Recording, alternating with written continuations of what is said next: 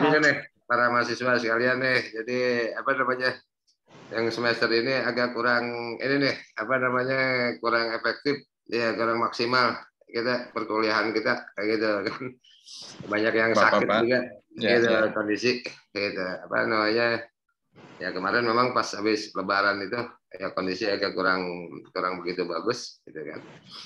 Jadi uh, ini sistem apa namanya interaksi kita perkuliahan kita mungkin agak sedikit ganti konsep deh.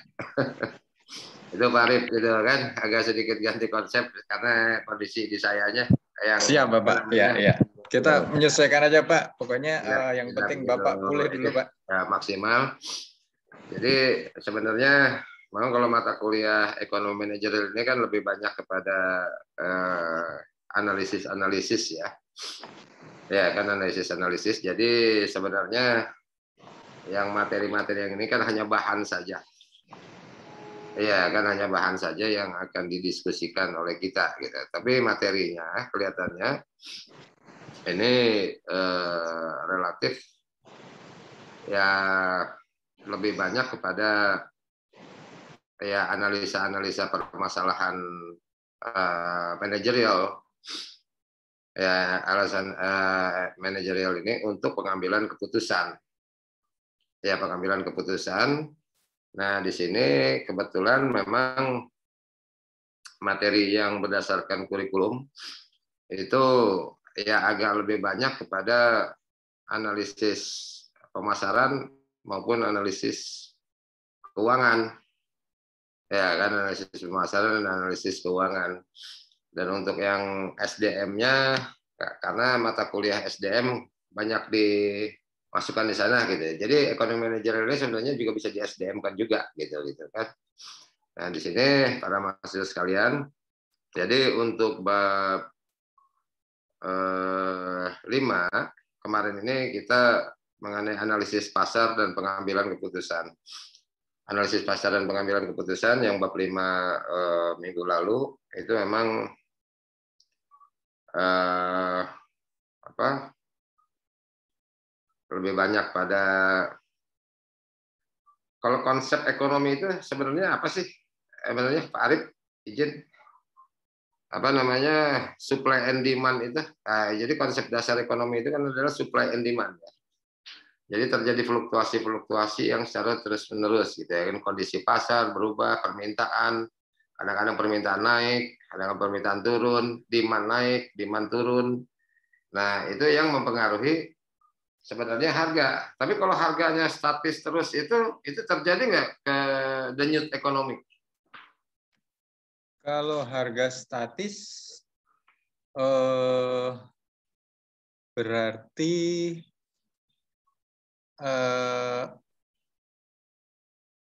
waduh, jadi bingung nih, Pak. Apakah ini positif, apakah negatif ya, Pak ya? Nggak Bentar, misalnya Pak. supply terus segitu gitu kan, Ya, demandnya terus segitu. Ada kehidupan ini apa namanya kehidupan ekonomi apa tidak? ekonomi berarti justru kurang bagus ya, Pak ya? Kurang bagus. Jadi tetap harus ada denyut. Fluktuasi ya, Pak ya? Tetap harus ada denyut. Ya kan. Jadi disinilah kita bermain di ekonomi manajerial ini. Tetap terus pasti Ya. ya namanya kita nanti sampai kita apa namanya sampai kapanpun juga akan terjadi supply Ya. kadang-kadang naik, supply kadang-kadang turun, demand kadang-kadang naik, kadang-kadang turun. Ya, kan Ya, itu karena efek dari fluktuasi apa ya, Pak, permintaan pasar dan penurunan permintaan pasar itu kan sebenarnya ngefeknya ke itu ya, Pak ya, ke inflasi segala macam ya, Pak ya. Artinya dengan salah satu penanda itu kan sebenarnya menunjukkan bahwa perekonomian bergerak, gitu ya, Pak. Ya, perekonomian bergerak itu ada terjadinya naik turun. betul. Nah, kalau statis terus, ya kan. Nah itu juga karena terjadinya variasi gitu kan.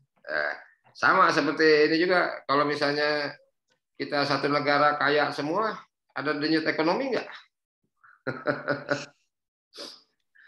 Iya kan kaya semua atau miskin semua? Kan nggak ada terjadi denyut ekonomi juga kan gitu. Seperti di Arab Saudi, di Qatar, ya kan negara-negara beberapa negara Timur Tengah yang kaya, ya kan Uni Emirat Arab, ya kan akhirnya orang buat mau jadi pegawai-pegawai kasar, akhirnya ngambil dari mana? Kan ngambil dari Dari Bangladesh, luar ya Pak. ngambil dari Afrika, ya kan ngambil dari negara-negara lain termasuk dari Indonesia buat jadi supir, ya kan buat jadi tenaga kasar. Karena orang-orang Arab aslinya sendiri mereka sudah relatif kehidupannya sudah kaya semua. Minimal sudah pada standar kehidupan ekonomi yang relatif mapan, cukup. Qatar, ya kan yang kaya-kaya itu kan Qatar, Uni Emirat Arab, Abu Dhabi, ya Oman.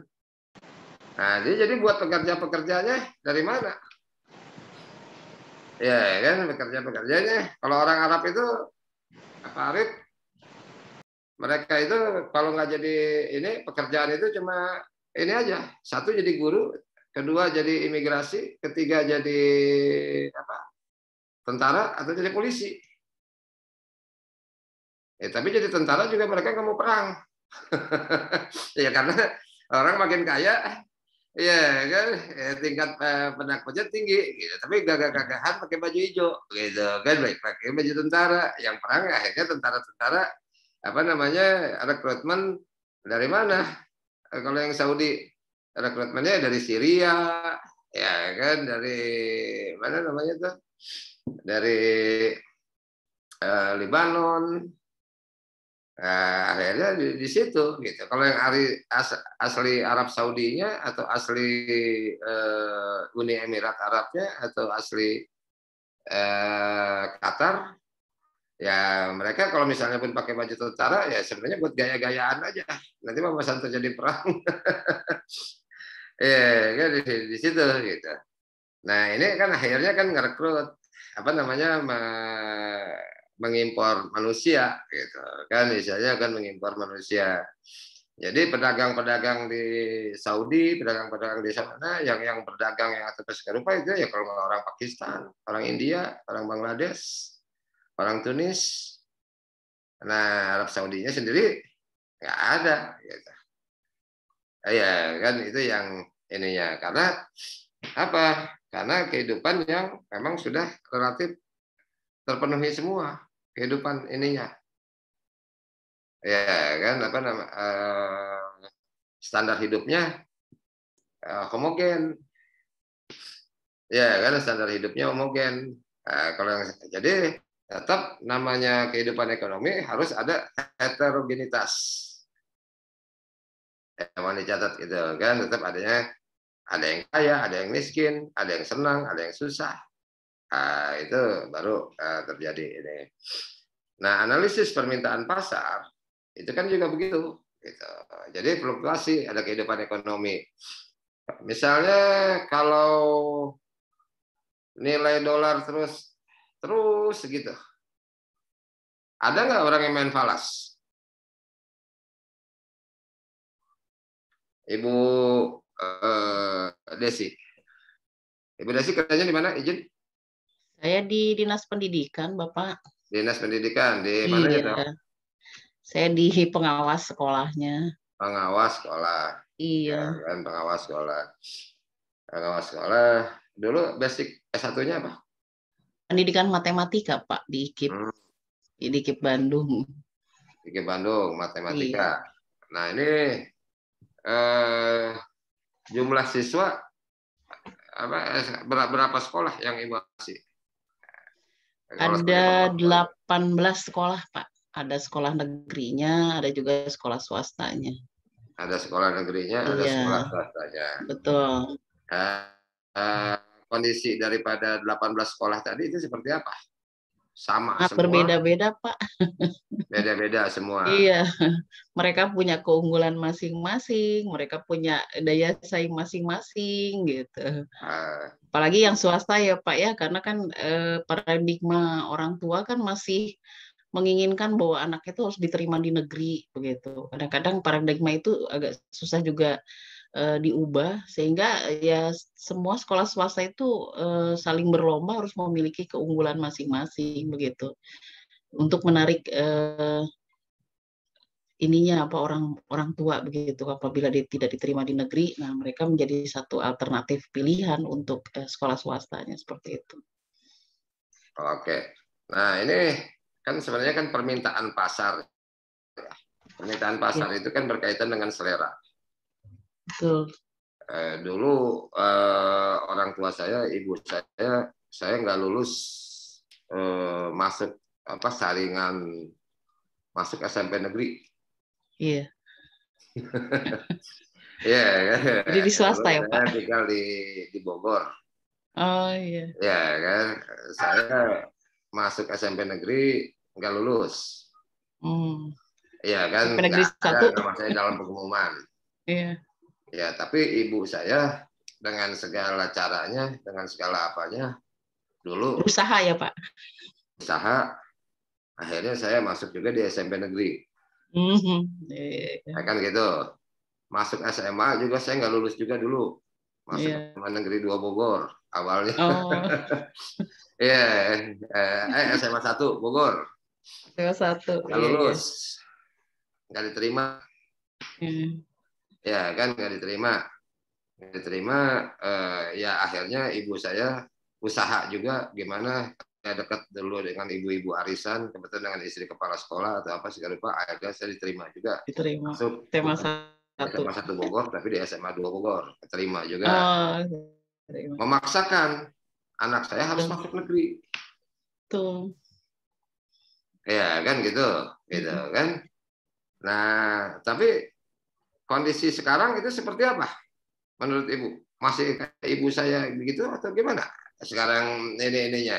Kalau sekarang kan udah terjadi perubahan. Betul. Perubahan demand juga. Perubahan sistemnya iya, perubahan untuk kan? penerimaannya juga berbeda. Terus kan regulasi pemerintah bahwa satu kelasnya sekarang kan harus sudah dibatasi. Kalau untuk jenjang SMP kan 32 satu kelasnya, seperti itu, Pak. Nah, kenapa itu dulu harus masuk negeri, harus masuk apa namanya? Kalau masuk swasta ini, padahal sebenarnya yang masuk negeri itu juga relatif anak-anak orang-orang punya juga. Gitu. Kalau dari sisi biaya, dari sisi apa? Saya rasa ini gitu kan. Nah ini analisis pasar ya, pendidikan nih. Iya kan, analisis pasar pendidikan. Contoh lagi perguruan tinggi ya, iya kan perguruan tinggi. Kalau dulu saya pas waktu ada ibu saya, ya kan masuk SMP negeri aja nggak lulus, masuk SMA negeri aja nggak lulus. Tapi pas-pasan saya masuk perguruan tinggi, ibu saya kebetulan sudah almarhum, sudah meninggal. Saya bisa justru masuk Universitas Indonesia tanpa ada sogokan. Karena zaman dulu kayak ini, karena bapak saya orangnya tipenya beda sama ibu saya. Ya kan, bapak saya beda sama ibu saya. Kalau nggak apa namanya, kalau saya nggak lulus masuk negeri, ya pada saat itu, ya kan kalau saya nggak lulus masuk negeri, ya udah nganggur aja.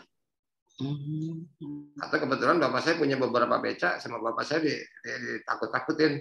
Nah, kamu narik becak sekalian, gitu kan? Kalau memang nggak lulus, karena dulu masuk negeri dan masuk swasta, biayanya jauh banget.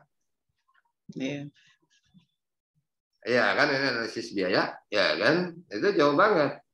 Dulu saya di UI Fakultas Ekonomi itu tahun 83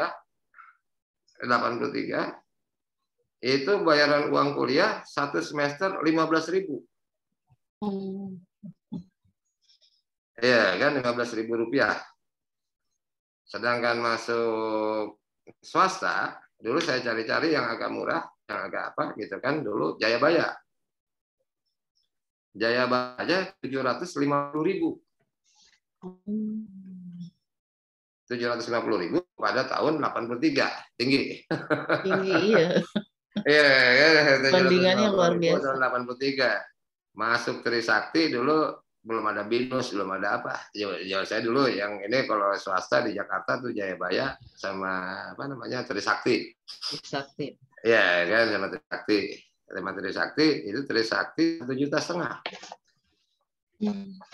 Satu semester. Akhirnya kita memaksakan, ya kalau nggak masuk negeri, ya memang nggak sekolah. Ya kan, ya, masuk negeri nggak sekolah. Nah, tapi kan kalau kondisi sekarang, kondisi supply and demand kan berbeda. Beda ya. Ya kan, terus dulu juga kalau nggak masuk negeri itu dianggap nggak sekolah.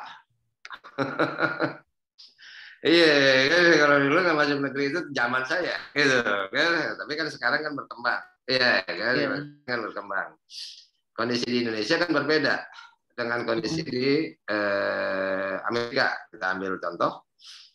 Kalau Amerika kita masuk universitas negeri itu capnya kita orang miskin.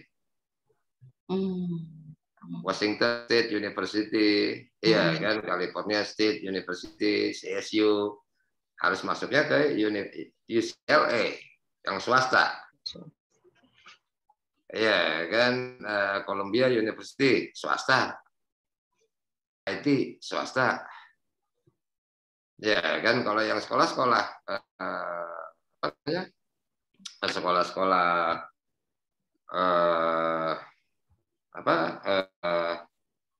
swasta dianggap kita lebih bergengsi dari luar. Kalau di Indonesia kan ya minimal di zaman saya kita kan gitu kan sekarang mungkin ada sedikit pergeseran gitu ya. Kalau sekarang istilahnya universitas swasta yang tertentu gitu kan dia juga udah mulai agak naik sejajarkan diri gitu kan.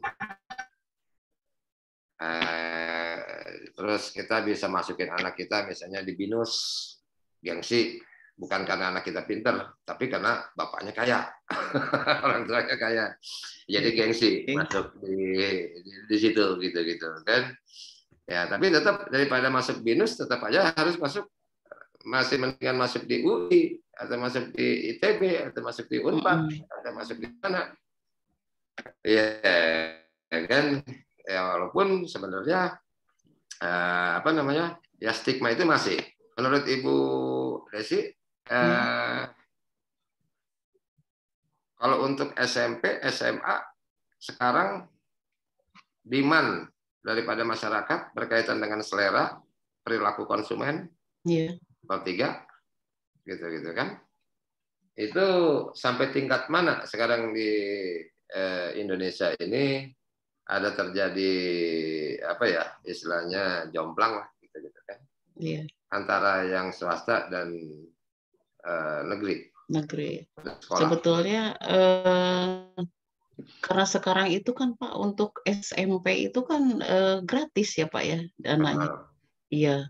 Sedangkan swasta itu kan membutuhkan dana. Jadi tetap hanya mungkin lebih kepada cara pandangnya kalau mereka melihatnya biaya.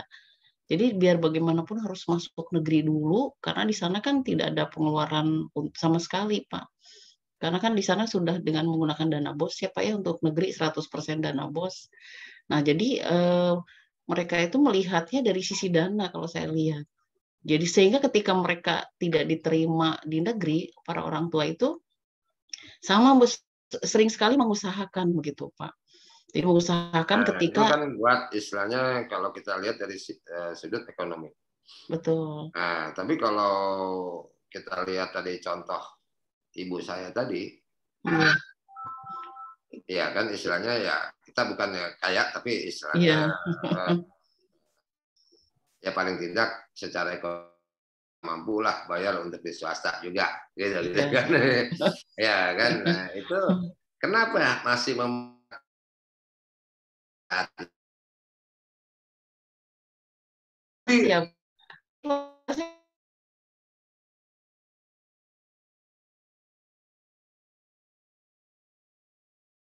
Betulnya kali yang kualitasnya memiliki atau brandnya itu lebih tinggi dibanding negeri begitu. Hanya karena memang melihatnya dari sisi ekonomi, karena ketika jalur siswa tidak mampu, Pak, itu prosentasenya sampai membludak, Pak. Jadi kan jalurnya untuk ada jalur yang tidak mampu. Sehingga sampai terjadi satu kasus bahwa ada penipuan dokumentasi. Nah, dokumen-dokumen yang bukan dokumentasi, dokumen maksudnya, sehingga biar bagaimanapun caranya harus masuk negeri dengan mengatakan surat tidak mengeluarkan surat keterangan tidak mampu, padahal sebetulnya dari sisi ekonomi mereka itu mampu begitu. Jadi sampai seperti itu, Pak, karena ingin masuk negerinya. Sehingga ketika dialihkan untuk ke swasta, mereka berjuang dulu seperti itu. Ada nggak daya tampung yang kosong itu supaya kami bisa mengisi pemenuhan kuota yang ada di sekolah tersebut. Kalau seperti itunya masih, Pak, untuk perjuangan bahwa ingin masuk ke negerinya seperti itu. Hanya kalau saya lihat dari sisi ekonomi seperti itu banyak sekali, sehingga pemerintah membuat satu sistem tidak lagi menggunakan surat keterangan tidak mampu, tapi database-nya langsung dari dinas sosial, Pak. Oke, Nah, jadi seperti itu. pertama itu Iya. permintaan tadi, ya Iya. kan demand tadi, itu ada masalah yang masih jadi basic itu masalah ekonomi. Betul. Ya kan, kondisi ekonomi. Ya, tapi ada juga terjadi penyimpangan.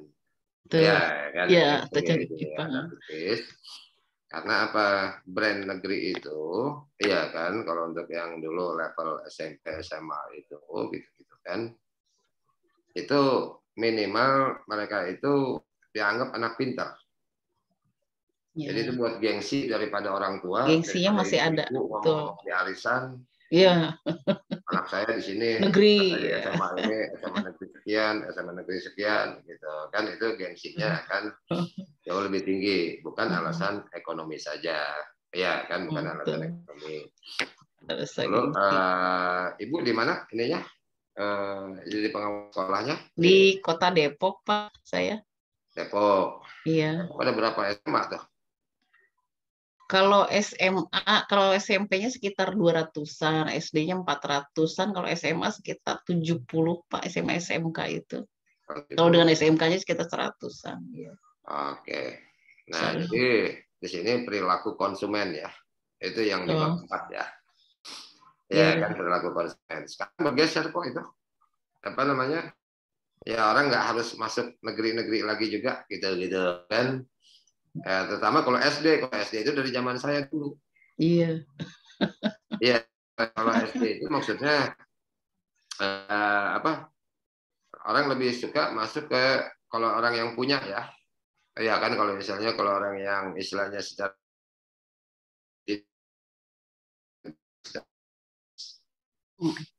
ya kan, secara ekonomis dia tidak apa namanya, terjadi korelasi negatif itu di apa, SD.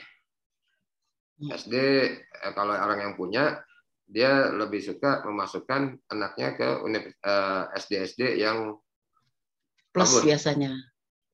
Iya kan, kalau di Bogor apa namanya itu, Regina Pacis atau apa gitu kan, itu yang di SDIT seperti itu. Jadi terus SMP, SMA juga sekarang juga terjadi juga penurunan, nggak terlalu senjang. Iya kan, nggak terlalu senjang. Kalau zaman saya dulu senjang. Ya kan, zaman saya dulu senjang gitu kan, senjang karena perilaku konsumen tadi udah mulai bergeser. Ya, terus juga biaya SMA negeri dengan SMA swasta juga nggak terlalu jauh juga beda. Ya kan, terus juga kalau misalnya ada bantuan-bantuan dari pemerintah atau apa, gratis-gratis atau apa serupa, yang swasta juga sebagian juga dapat. Ya kan, ada juga yang dapat. Jadi karena terjadi apa namanya, udah mulai agak sedikit merata, nah kondisinya